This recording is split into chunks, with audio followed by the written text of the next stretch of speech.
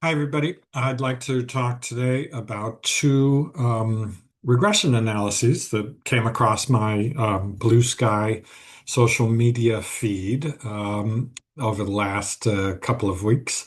And I think they're pretty interesting papers that illustrate regression analysis. So we'll act like they're pretty straightforward, ordinary least squares regressions, even though they're in fact a little more complicated. But we'll look at them primarily with a point of view of thinking, can we understand these results just from Econ 41 class? So let me go ahead and post the first one. It's called The Impact of Pay Transparency and Job Postings in the Labor Market. Uh, Here's the co-authors. And let's take a look at the abstract of the paper. The paper studies the labor market effects. Notice effects with an E. The labor market effects of recent U.S. policies that require employers to disclose salary information in job postings. So you have to put the price, the wage, in the job posting by law. Instead of just saying you have an opening for this position and salary to be determined, you have to officially transparently publicly post what the salary rate is going to be for your job that you have available. So then they say leveraging difference in difference design. Remember, we just talked about difference in difference when we have two dummy variables and we interact the dummy variables. That generates this difference in difference sort of design setup. We showed that employers increased the fraction of postings with salary information by 30 percentage points. So the share of postings that had the salary information increased by a lot. Although there remains substantial non-compliance, maybe there was no big penalty for not complying. Then they have three data sets. We find consistent information of an increase in wages of around 1.3 to 3.6%. So wages go up, advertised wages go up by, let's say, 2.5%, somewhere in the middle there. At the same time, we find no impacts on pay dispersion, employment, the number of job listings, or skill and education requirements. We find evidence that pay transparency in postings increased competition in the labor market, leading to positive impacts on wages, even for incumbent firms and firms that were always posting wages, neither of which were directly targeted by the policy. Interestingly, right? This move to pay transparency generates a general wage increase. I find it interesting that they say that the pay transparency increased competition in the labor market because increased competition in the labor market is perfectly consistent with decreased wages because maybe there's a whole bunch of workers who are not seeking jobs because they think the pay is low. And because before the pay wasn't posted, so they said, well, I'll just stay at home. I'll take care of the kids. I'll do housework. And the labor supply itself is limited because people aren't aware of what salaries are. So increasing pay transparency could increase labor supply, which would have the effect of reducing overall wages. So increased competition is consistent with either increased wages or decreased wages. Doesn't necessarily mean it has to go one way. But they find that it increases wages and they interpret that as an increase in competition, presumptively because they think labor supply is very inelastic. So all the competition is happening on the demand side. Um, or lack of competition on the demand side, right? Every employer faces sort of a local monopoly, monopsony. They're the single hirers of a pool of workers, and so they keep their wages low, would be the idea of a lack of competition. And workers don't know enough to know, oh, there's another job that probably pays 10,000 more a year, and it's only, a mile away from from my current employer. Um, so let's take a look at their regression analysis. So that's the setup, pretty clear. So here's their regression table, and we have all the tools to interpret this regression table now. Um, Notice that they only post the coefficient estimate on the interaction term. So they have a regression where wages is the outcome variable, Posted wages are the outcome variable. Notice that it's in log, so it's the log of posted salaries in Colorado and posted salaries in other states before and after 2021. So that's the sample of data that they have. And they have a dummy variable for whether it's Colorado, a dummy variable for whether it's post the change in the law in 2021, and another dummy variable for whether it's post times Colorado. So those are the two dummy variables and the interaction term, exactly like we did in class last week. Um, and the coefficient is point zero 0.036, no asterisks. Oh, but wait, in many professional economic settings, they no longer use asterisks to try and get away from having asterisk fetish. Instead, they ask you to manually calculate the t-statistic in your head. So 0.036 divided by 0.006, right? This is a t-stat of about 5 or even 7, right? 6, sorry. 6 would be, yeah, it's exactly 6. So the t-statistic is 6, clearly well above the 1.96 or the 2.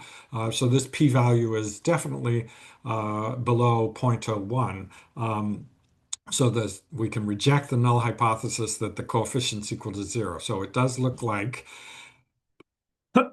job postings in Colorado after the 21 law were higher, had higher log posted salaries. And we see that across four different samples. Um, and we have many observations. We have a variety of dummy variables. These fixed effects are another word for a whole bunch of dummy variables for what the firm is, for the occupation category, for the location. The FIPS code is the location. Um, Very interesting regression there. We see a variety of subsets in the sample, just like we're doing in class. Um, and so it's good regression that we can understand, right? So you should think about this and think about what the takeaway is. Let's go to our next regression. This is called Frontier Knowledge in College and Student Success. Um, and It's recently circulated just last month by Barbara Biasi and Sung Ma.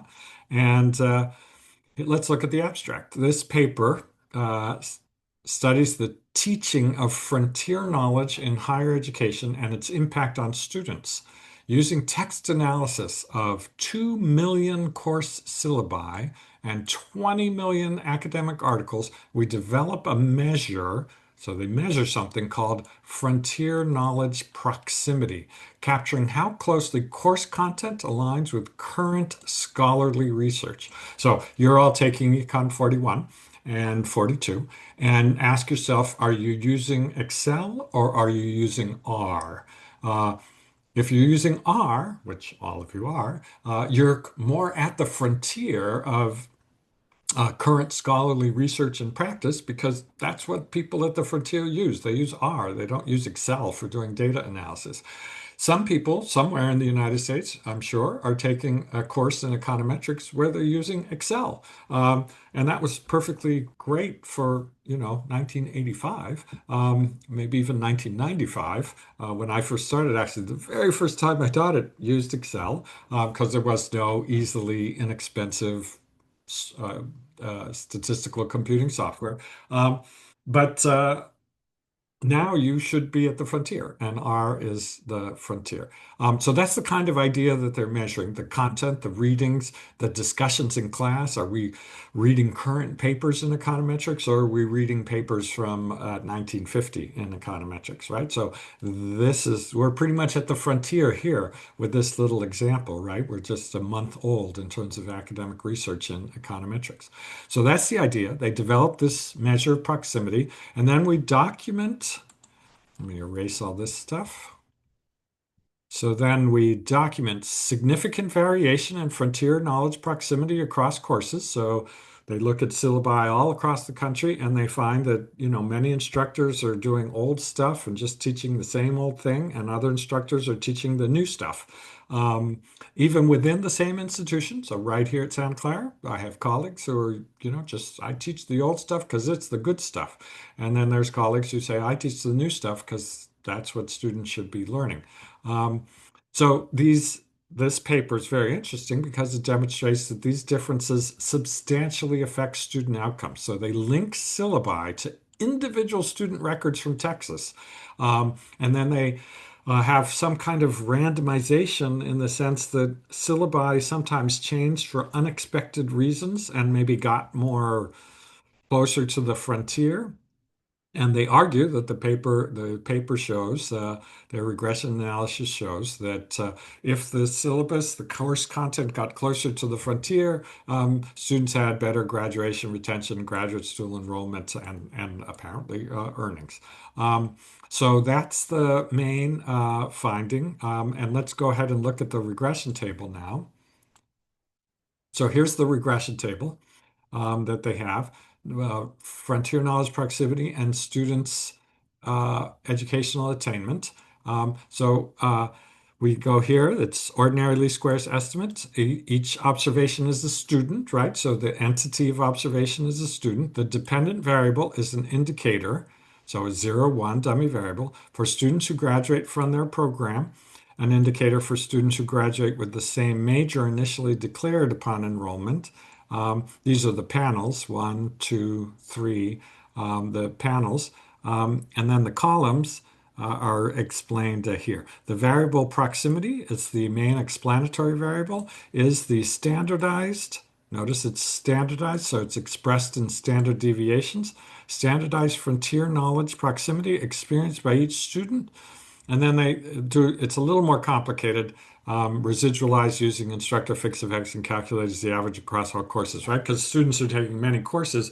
Some are at the frontier, some are not. So they have to figure out a measure for each student of how close, on average, their courses that they took were close to the frontier.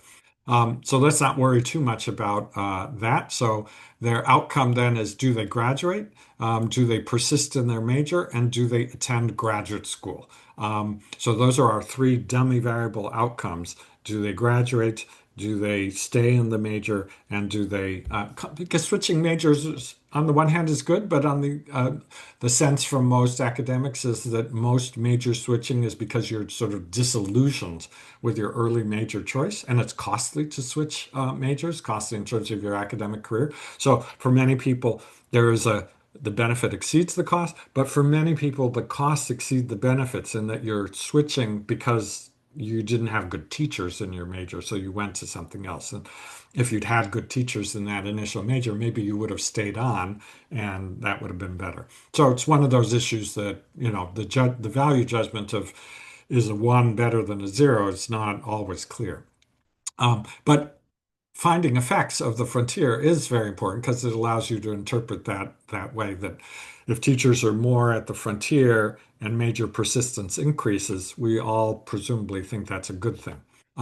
So notice that the coefficients are largely positive across almost all of the specifications, positive, positive, positive, positive, and strongly statistically significant. So 3 asterisks, we look down here at the bottom, is 0.001.